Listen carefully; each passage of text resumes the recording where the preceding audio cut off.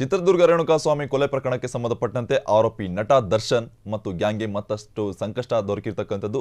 ಕೊಲೆ ಕೇಸ್ ಸಂಬಂಧಪಟ್ಟಂತೆ ಹೆಚ್ಚುವರಿ ದೋಷಾರೋಪ ಪಟ್ಟಿ ಸಲ್ಲಿಕೆ ಅಂದರೆ ಚಾರ್ಜ್ ಶೀಟ್ ಸಲ್ಲಿಕೆಯನ್ನು ಮತ್ತಷ್ಟು ಮಾಡಿರತಕ್ಕಂಥದ್ದು. ಕಾಮಾಕ್ಷಿಪಾಳ್ಯ ಪೊಲೀಸರಿಂದ 57ನೇ CCH ನ್ಯಾಯಾಲಯಕ್ಕೆ ಸಲ್ಲಿಕೆ ಮಾಡಲಾಗಿದೆ.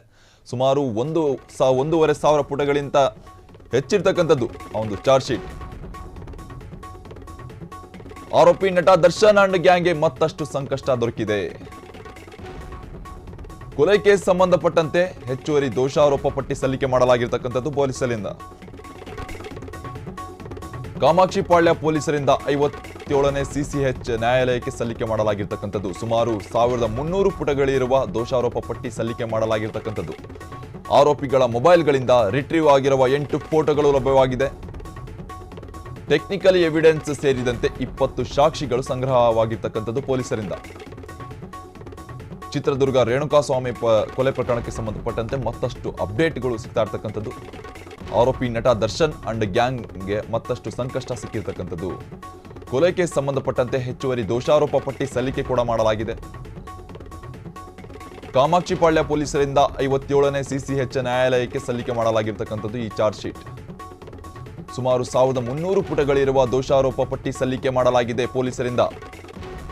ಆರೋಪಿಗಳ ಮೊಬೈಲ್ಗಳಿಂದ ರಿಟ್ರೀವ್ ಆಗಿರುವ 8 ಫೋಟೋಗಳು, ಟೆಕ್ನಿಕಲ್ ಎವಿಡೆನ್ಸ್ ಸೇರಿದಂತೆ 20 ಸಾಕ್ಷಿಗಳ ಸಂಗ್ರಹ ಕೂಡ ಮಾಡಲಾಗಿದೆ ಪೊಲೀಸರಿಂದ.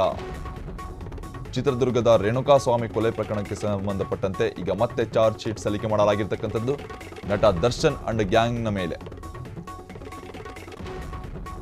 ಕೊಲೆ ಕೇಸ್ ಸಂಬಂಧ ಹೆಚ್ಚುವರಿ ದೋಷಾರೋಪ ಪಟ್ಟಿ ಸಲ್ಲಿಕೆ ಮಾಡಲಾಗಿದೆ ಪೊಲೀಸರಿಂದ.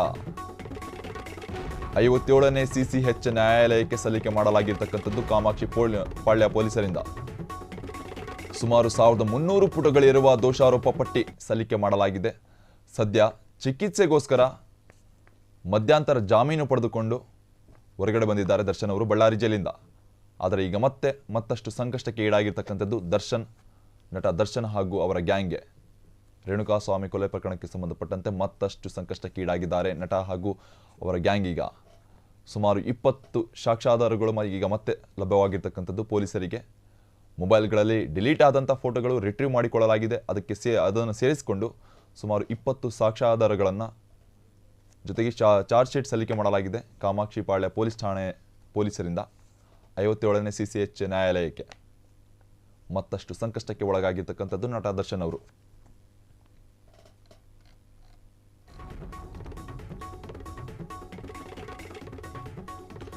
ಕೊಲೆ ನಡೆದ ಮಾರನೇ ದಿನ ದರ್ಶನ್ರಿಂದ ಆರೋಪಿಗಳಿಗೆ ಕರೆ ಹೋಗಿದೆ.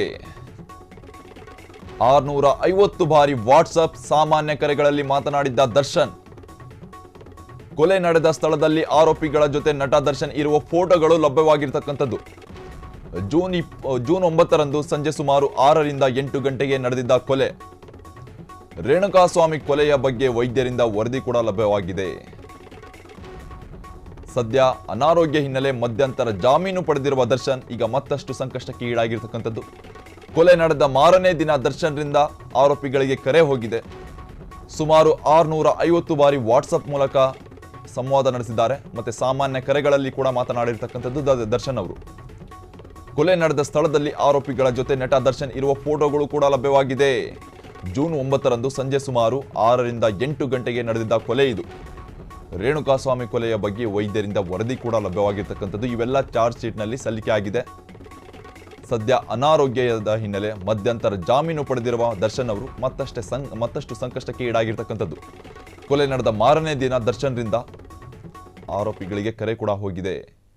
ನೋಡ್ಬೋದು, ಮತ್ತಷ್ಟು ಸಂಕಷ್ಟಕ್ಕೆ ಈಡಾಗಿದ್ದಾರೆ. ಮಧ್ಯಂತರ ಜಾಮೀನಿನ ಒಂದು ಮುಖಾಂತರ ಹೊರಗಡೆ ಇದ್ದಾರೆ ದರ್ಶನ್ ಅವರು ಚಿಕಿತ್ಸೆಗೋಸ್ಕರ. ಆದರೆ ಈಗ ದರ್ಶನ್ ಅಂಡ್ ಗ್ಯಾಂಗ್ ಮತ್ತಷ್ಟು ಸಂಕಷ್ಟಕ್ಕೆ ಈಡಾಗಿರ್ತಕ್ಕಂಥದ್ದು.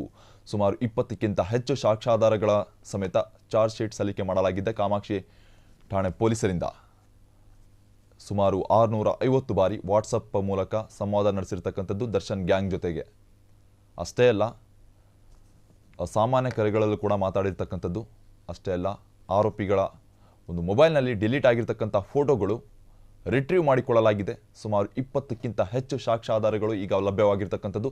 ಈ ಎಲ್ಲ ಸಾಕ್ಷ್ಯಾಧಾರಗಳನ್ನು ಇಟ್ಕೊಂಡು ಚಾರ್ಜ್ ಶೀಟ್ ಸಲ್ಲಿಕೆ ಮಾಡಲಾಗಿದೆ ಕಾಮಾಕ್ಷಿಪಾಳ್ಯ ಪೊಲೀಸ್ ಠಾಣೆಯಿಂದ.